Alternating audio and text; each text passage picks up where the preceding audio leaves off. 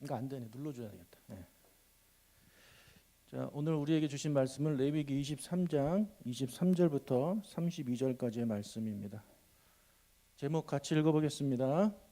예수님과 나팔절과 속죄일이라는 제목으로 말씀 전하도록 하겠습니다. 자, 지금까지 1절기부터 5절기까지를 우리가 배웠는데 잠시 복습을 좀 하겠습니다. 첫 번째 절기는 안식일이었죠.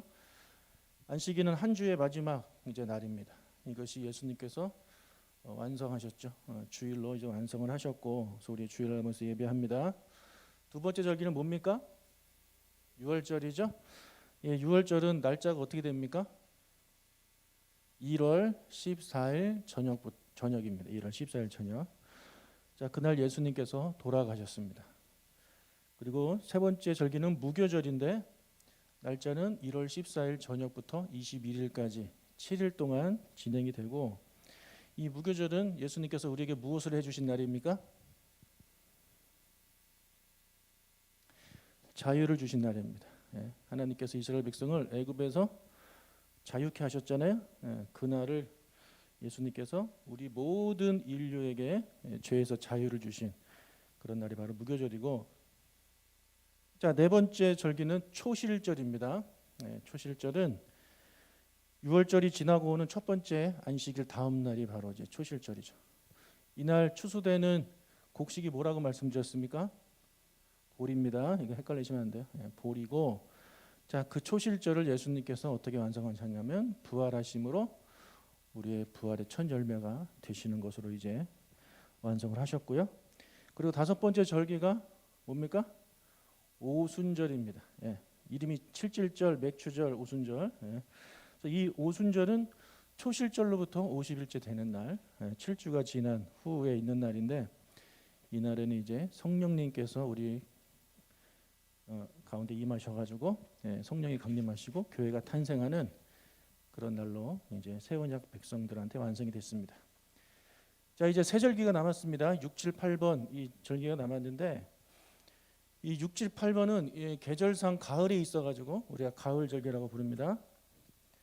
유월절, 무교절, 초실절은 봄 절기고, 오순절은 여름 절기고, 그다음에 6, 7, 8번은 가을 절기예요. 자, 가을 절기는 모두 7월에 있습니다. 7월. 자, 여러분, 성경에서 7이라는 숫자는 어떤 의미를 가지고 있습니까? 완전수죠. 완전수예요. 부족함이 없는 거예요. 완전수예요. 그래서 완성과 거룩을 의미합니다. 완성, 거룩. 하나님의 숫자이기 때문에 또 거룩해요. 완전해졌기 때문에 거룩한 거예요. 자, 절기와 관련해서도 마찬가지입니다.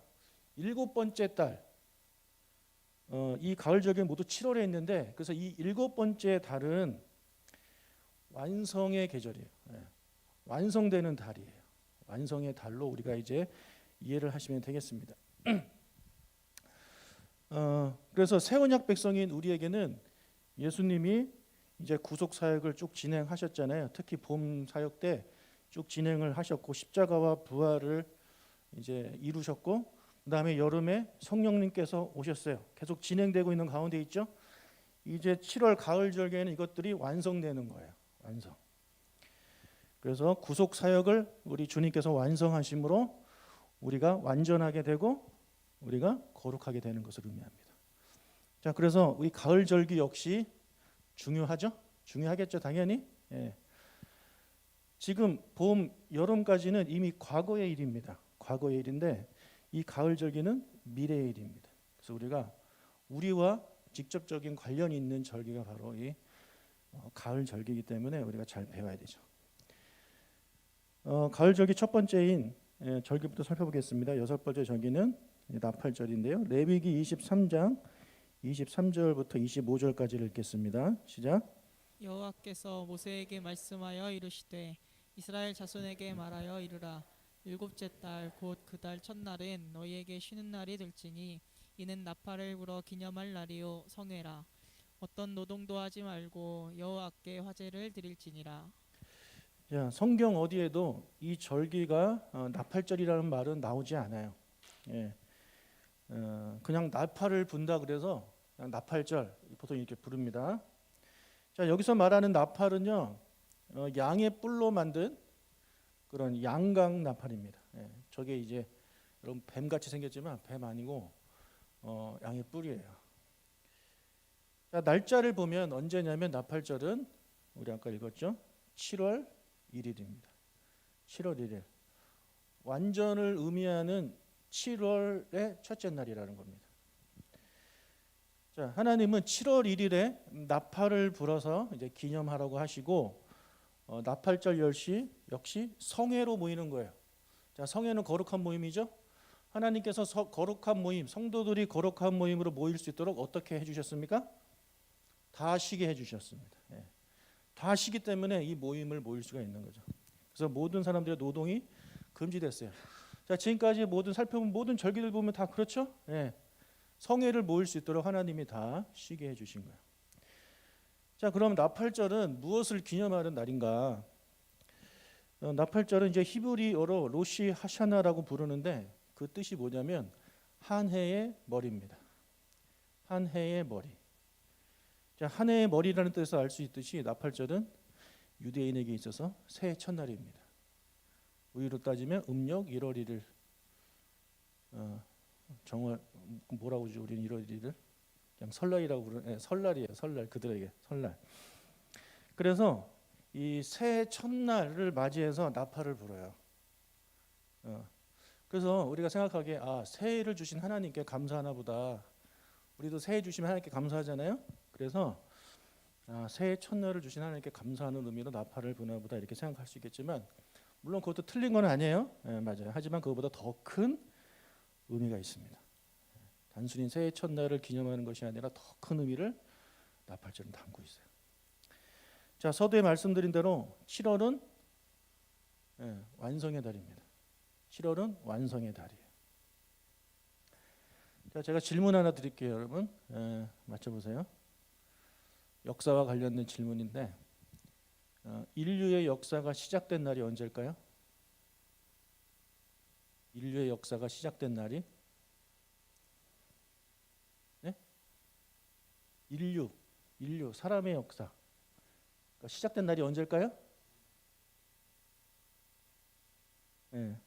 여러분 우리가 언제인지는 그 날짜는 모르지만 우리 천지창조 믿잖아요. 믿으시죠? 그럼 언제 인간이 창조됐습니까? 여섯째 날이죠.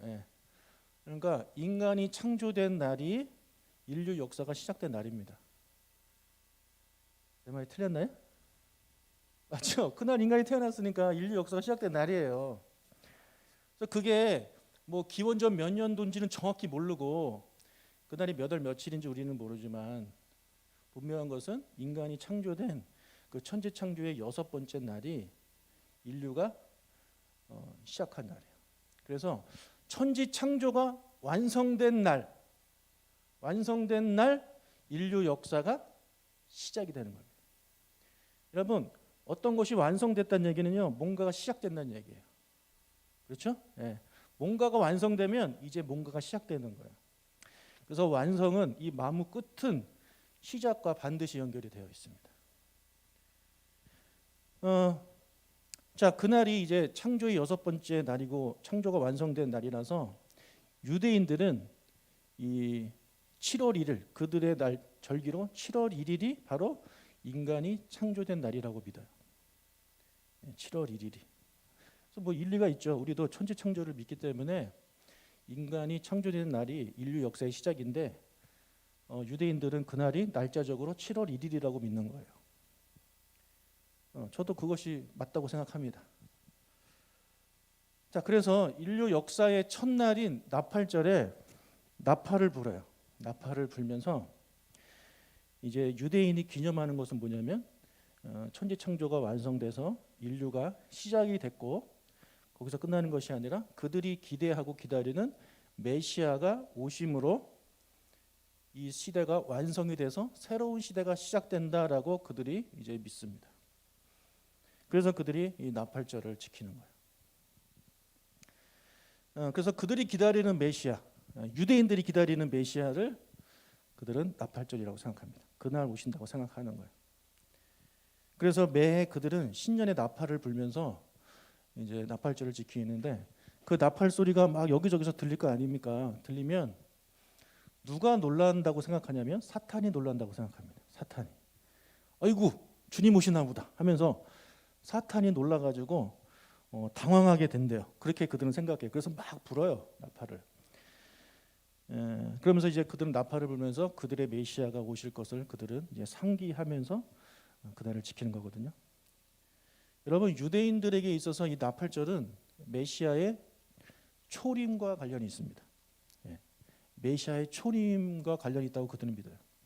그런데 우리 그리스도인들은 이 나팔절이 예수님의 초림과 관련이 있는 것이 아니라 메시아의 재림과 관련이 있다고 믿죠.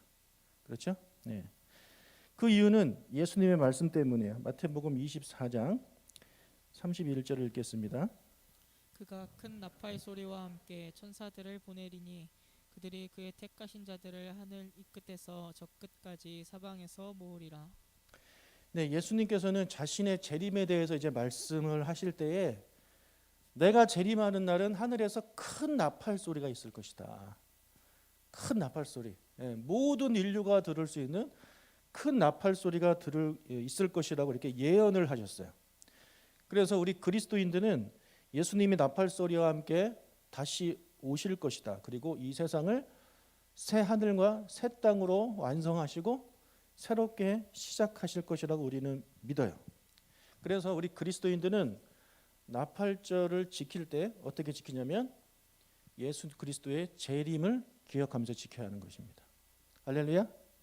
예수님의 재림. 자, 그렇다면 이런 질문을 던질 수가 있죠. 예수님이 6월절 그날에 돌아가셨고 예수님이 초실절 그날에 부활하셨잖아요. 그리고 성령님께서 이제 오순절 그날에 오셨고 그렇다면 예수님은 나팔절 그 7월 1일에 오시는 것이 아닐까라는 질문을 우리가 던져볼 수가 있죠. 어떻게 생각하십니까? 제가 그 섬기던 담임 목사님이 이 나팔절에 대해서 설교를 하시면서 이렇게 말씀하셨어요. 예수님이 언제 오실지는 우리가 알 수 없지만 예수님이 어느 날에 오실지는 안다. 그러니까 나팔절에 오신다는 얘기를 하시는 거야. 그게 몇 년도인지는 모른다. 그러나 나팔절에는 온다. 열린다 성경을 이렇게 저작하신 이모세라는 분도 말하기를 비슷한 얘기를 하더라고요. 근데 여러분 이 담임 목사님이 그렇게 설교하시고 나서 쫓겨났습니다. 이단 시비가 붙어가지고. 그래서 제가 그것을 보고 설교를 녹화해 놓으면 안 되겠구나. 자 그때 그런 생각을 했는데 여러분 혹시라도 제 설교 듣고 어떻게 막 이렇게 고발하고 그러지는 않으실 거죠. 여러분 예수님은 다음과 같이 말씀하셨어요. 마태복음 24장 36절. 그러나 그날과 그때는 아무도 모르나니 하늘의 천사들도 아들도 모르고 오직 아버지만 아시느니라. 자, 예수님이 말씀하시기를 그날과 그때는 천사들도 모른다. 심지어 예수님도 모른다라고 말씀하셨습니다. 오직 누구만 아신다고요? 아버지만 아신다고. 여러분 만약에 그 목사님 말씀대로 예수님이 몇 년도인지는 모르지만 7월 1일에 오신다고 이렇게 믿고 가르치고 있다면 여러분 성도들이 어떻게 반응을 하겠습니까? 어떻게 신앙생활 하겠습니까? 7월 1일 되기 전에 며칠 전부터 금식도 하실 분 계실 거고 기도원 가서 기도하실 분도 계실 거고 그러지 않으시겠어요? 만약에 제가 막 그렇게 강조하고 여러분 이제 다음 주가 7월 1일입니다. 여러분 회개하시고 기도하시고 금식하세요 하면 여러분 아멘 아멘 하면서 기도하시겠지만 근데 7월 1일 지났어요. 아무 일 없었어요. 그러면은 이제 1년 동안은 좀 마음 편히 살아도 되겠구나. 그렇게 생각 인간이 하겠습니까? 안 하겠습니까? 우리 인간은 반드시 그렇게 생각합니다. 반드시. 이게 우리가 삐딱해서가 아니라 인간의 타락한 본성이 그래요. 그럴 수밖에 없는 거예요. 여러분 이런 자세를 우리 하나님이 원하실까요? 나팔절 전 며칠 동안만 막 열심히 신앙생활하고 나머지 360일은 풀어지는 그런 생활? 당연히 주님은 원하시지 않죠. 예수님이 우리에게 원하시는 말씀은요. 마태복음 25장 13절이에요. 시작. 그런즉 깨어 있으라 너희는 그날과 그때를 알지 못하느니라. 네, 깨어 있으라. 깨어 있으라고 분명히 말씀하십니다. 그날과 그때는 아무도 모르고 있기 때문에. 여러분 이 말씀이 1년 360일은 자고 있고 5일만 깨어 있으라는 말씀이겠습니까? 아니죠. 1년 365일 깨어 있으라는 그런 말씀입니다. 따라서 다른 절기 지나간 절기는 모르겠지만 예수님이 다시 오심을 기억하게 하는 이 나팔절은요. 날짜와 상관이 없습니다. 왜냐하면 우리는 매일매일 주님이 오심을 기다리며 깨어서 기도하며 살아야 되기 때문입니다. 그렇죠? 네. 그래서 날짜는요. 나팔절의 날짜는 중요하지 않아요. 중요하지 않아요. 그럼에도 불구하고 예수님의 재림을 이제 상기시키는 날이 우리에게 있는 것은 분명히 우리에게 유익합니다. 왜냐하면 우리는 살다 보면 예수님의 재림을 잊고 살거든요. 그래도 우리가 뭐 부활절 같은 날 1년에 한 번은 있으니까 십자가에 대해서 생각하게 되고 부활에 대해서 생각하게 되잖아요. 감사절이 있으면 또 감사에 대해서 생각하게 되고. 그런데 예수님의 재림에 대한 그런 우리를 상기시키는 것들이 없기 때문에 우리가 깨어있지 않으면 잊고 살아가는 거죠. 그래서 이런 예수님의 재림에 대해서 우리를 상기시켜주는 그런 날이 있는 것은 참 중요한 날이라고 저는 생각을 합니다. 자, 그런데 나팔절이 7월 1일이라고 그랬잖아요. 7월 1일이면 우리나라 달력으로 약 10월 정도 됩니다. 10월 추석 그때쯤이에요. 그래서 한 해가 좀 저물어가는 그런 가을에 있기 때문에 우리에게는 좀 마음이 와닿지가 않아요. 근데 그날이 유대인들에게는 무슨 날이라고요? 네? 새해 첫날이에요. 새해 첫날. 자, 새해 첫날이 다가온다. 그럼 우리는 좀 뭔가 마음이 좀 새로워지지 않습니까? 한 살 더 먹으면서 새해에는 모두 좀 해야지. 보통 그런 각오들 하지 않으시나요? 우리가 다른 때는 몰라도 새해 첫날이 다가오면 새해에는 내가 성경도 좀 읽고 일독하고 뭐 기도도 얼마나 하고 뭐 개인적으로는 뭐 무슨 공부도 하고 모두 하는 그런 한 해가 돼야지 뭔가 좀 새로운 마음으로 시작하시잖아요.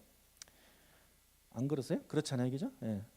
그렇기 때문에 이스라엘에게는 나팔절이 새해 첫날이라서 그 첫날 시작하는 그날 예수님이 오심으로 그들이 원하는 메시아의 시대가 시작한다라는 것과 이런 기대감이 맞아 떨어지기 때문에 참 좋아요. 근데 우리는 7월, 10월에 그러니까 그게 좀 우리랑 맞지가 않는 거죠. 그래서 제가 아까 말씀드렸다시피 나팔절은 날짜가 며칠인지 중요하지 않다고 생각합니다. 그 정신이 중요하기 때문에. 그래서 이스라엘에게 나팔절이 새해 첫날이듯이 우리 한국교회, 특히 우리 교회에게는 이 예수님에 대해서 상고하는 것이 언제가 좋냐면 저희도 새해 첫날이 좋다고 생각합니다. 이스라엘에게 나팔절이 첫날이듯이 우리에게도 그것이 유익하다라는 거죠. 그래서 다행히도 우리 한국 교회에는 송구영신 예배가 있습니다. 송구영신 예배가 옛것은 보내고 새로운 것을 받아들이는 예배 아닙니까? 그러니까 우리가 단순히 그냥 한 해를 마무리하면서 감사하고 또 새롭게 주신 한 해를 감사함으로 뭐 이렇게 하나님께 첫 시간 드리자 이런 마음으로 드리지만 여기에 우리가 하나 더 추가해야 될 게 있다는 거죠. 뭐냐면 예수님이 재림입니다. 지금 새해가 시작되듯이 언젠가 예수님이 다시 오셔서 새하늘 새 땅의 시대가 시작된다라는 것을 우리는 새해 첫날 그것을 말씀을 기억하고 상기하는 삶을 살아야 된다는 것이죠. 자, 그래서 저희 뉴스원교회 시절에 작년 그때 이제 첫 하나님께 예배 드릴 때 이 재림에 대해서 제가 이렇게 이런 취지로 말씀을 드렸거든요. 그래서 앞으로 우리는 새해 첫날 송구영신 예배를 이제 드리면서 늘 예수님의 재림을 이제 기억하고 예수님의 재림을 우리가 사모하는 그런 마음으로 말씀도 듣고 예배도 드리고 찬양도 하고 이제 그렇게 할 생각입니다. 할렐루야. 이것이 바로 나팔절이에요. 나팔절. 자, 이제 7번째 절기는 뭐냐면 속죄일입니다. 속죄일 23장 26절 읽겠습니다. 여호와께서 모세에게 말씀하여 이르시되 일곱째 달 열흘날은 속죄일이니 너희는 성회를 열고 스스로 괴롭게 하며 여호와께 화제를 드리고 이날에는 어떤 일도 하지 말 것은 너희를 위하여 너희 하나님 여호와 앞에 속죄할 속죄일이 됨이니라. 예. 장식쌤 그 볼륨 좀 더 키고 읽어주시면 예. 소리가 좀 작은 것 같아요. 자, 속죄일은 며칠이라고 나와 있습니까? 7월 10일입니다. 7월 10일. 7월 10일.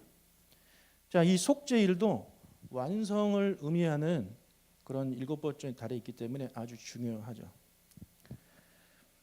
이날도 성회로 모이라고 하셨고 성회로 모일 수 있도록 어떤 일도 하지 말라고 그렇게 말씀하셨습니다. 자, 그런데 다른 절기에는 없는 그런 구절이 있습니다. 다른 구절에는 없는 뭡니까? 한번 찾아보실래요? 네, 그렇죠? 스스로 괴롭게 하며요. 스스로 괴롭게 하며. 다른 구절에는 스스로 괴롭게 하라는 말이 없어요. 그런데 속죄일에는 스스로 괴롭게 해야 돼요. 계속 읽어볼게요. 29절. 이날에 스스로 괴롭게 하지 아니하는 자는 그 백성 중에서 끊어질 것이라. 자, 여기에서는 스스로 괴롭게 하라는 말을 더 강하게 말씀하시죠. 스스로 괴롭게 하지 않으면 백성 중에서 끊어질 것이다. 네.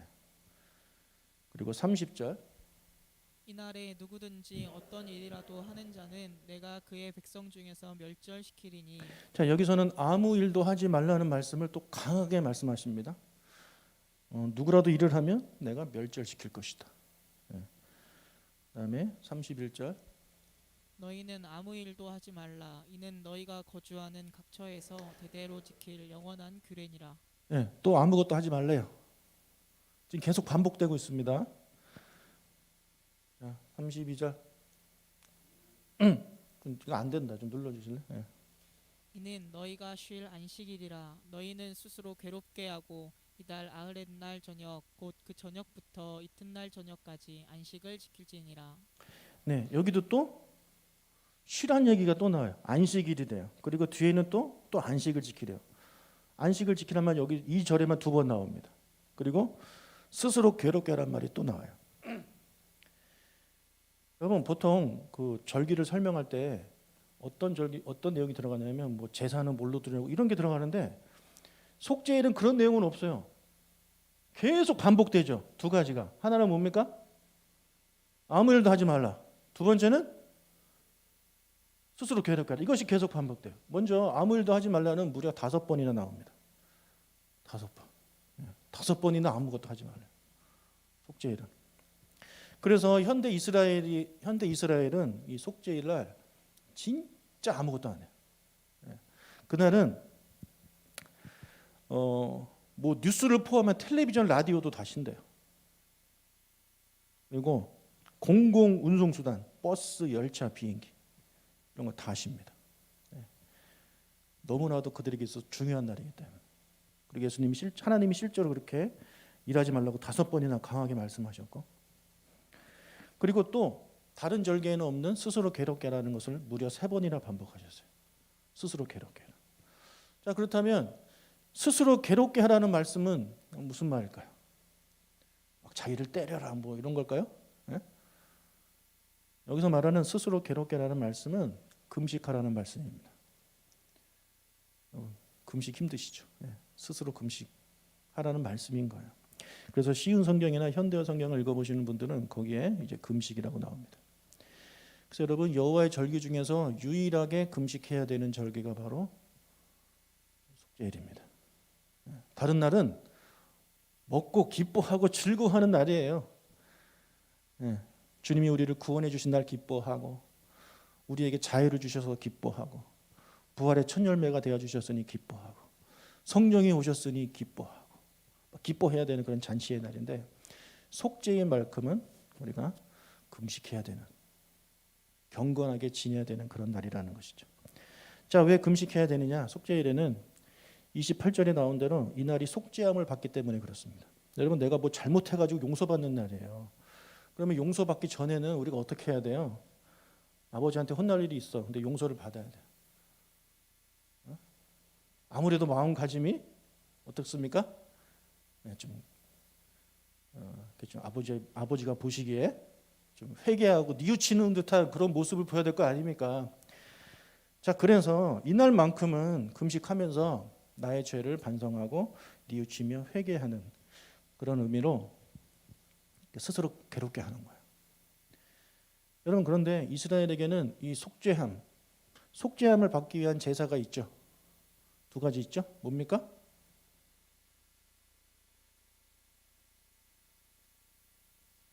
속죄를 받기 위한 제사 두 가지 있잖아요. 속죄제가 있고 속건제가 있죠. 네. 자, 기억 안 나시는 분들은 다시 유튜브 찾아서 들으세요. 네. 그래서 속죄제와 속건제가 있어요. 그러면은 평소에 속죄제, 속건제를 하나님께 드림으로 내 죄를 속죄 받는 거예요.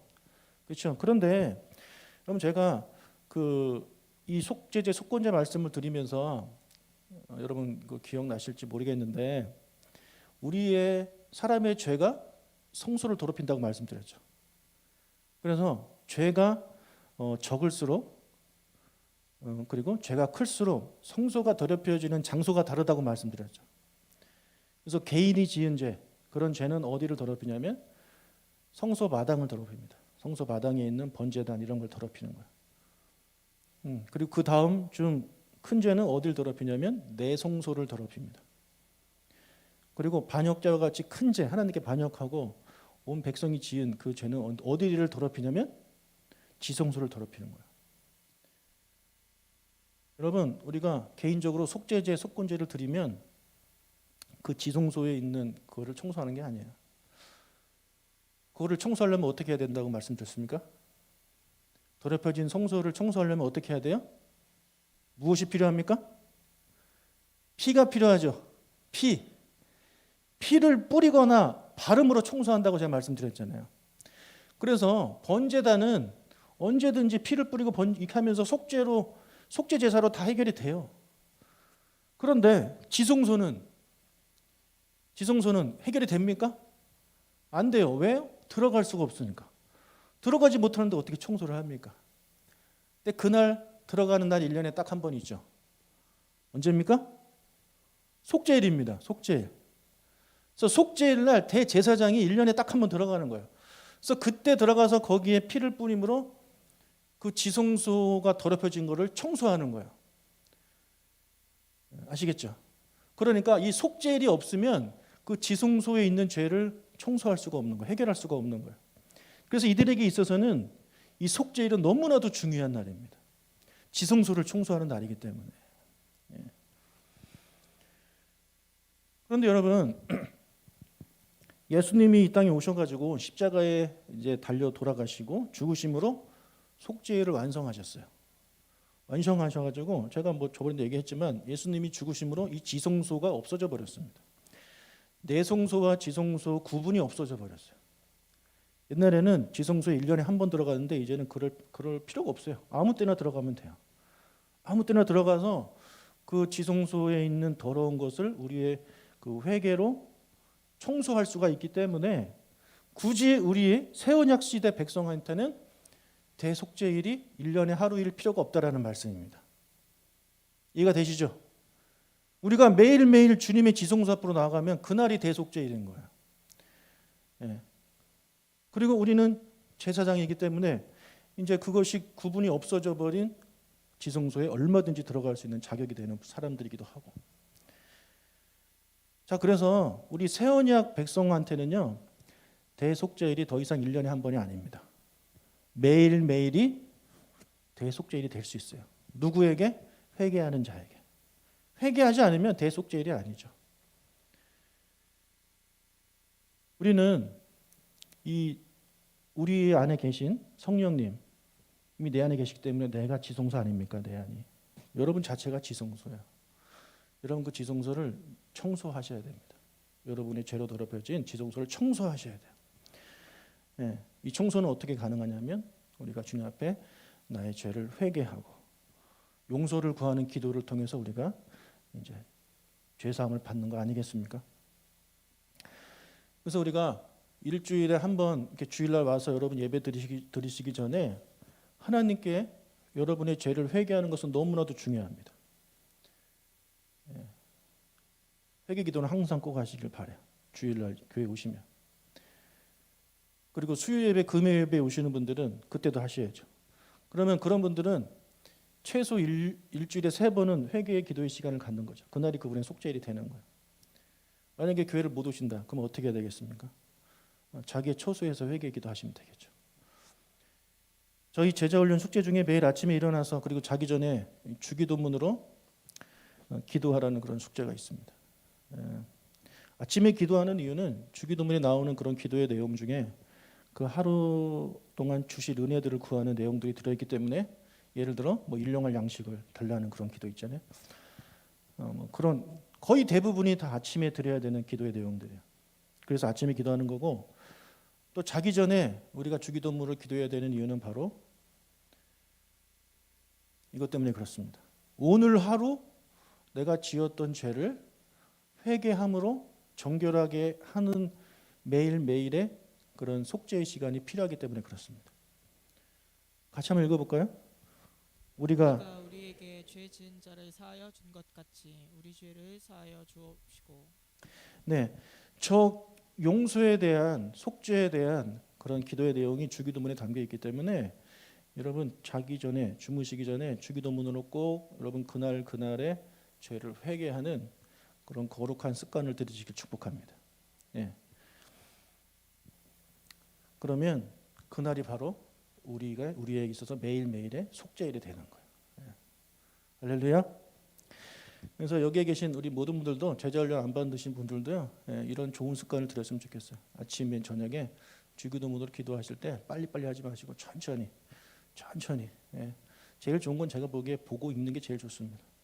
보고 읽는 게 좋고, 그냥 주문 외우듯이 후다닥 하시는 거 의미가 없습니다. 정말 마음을 다해서 아침 저녁으로 주기도문으로 기도하는 좋은 습관을 들이시길 주의 이름으로 축복합니다.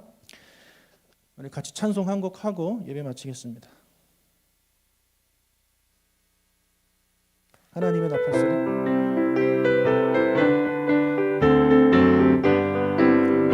하나님의 나팔소리 전지진동할 때 예수 영광 중에 구름 타시고 천사들을 세계 만군 모든 곳에 보내어 구원 얻은 성도들을 모으리. 나팔 불 때 나의 이름, 나팔 불 때 나의 이름, 나팔 불 때 나의 이름, 부를 때에 잔치 참여하겠네.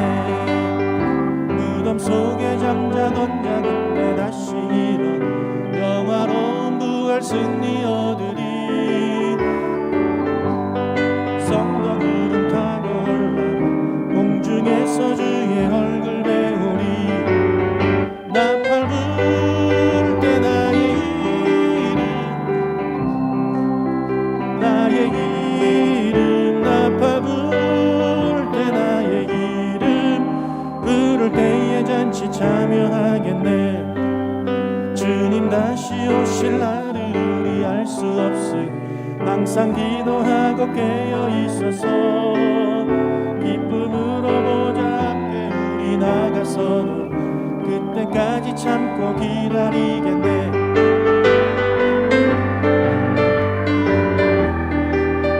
나팔 불 때 나의 이름, 나팔 불 때 나의 이름, 부를 때에 잔치 참. 나팔 불 때 나의 이름, 나팔 불 때 나의 이름, 나팔 불 때 나의 이름, 부를 때에 잔치 참여하겠네.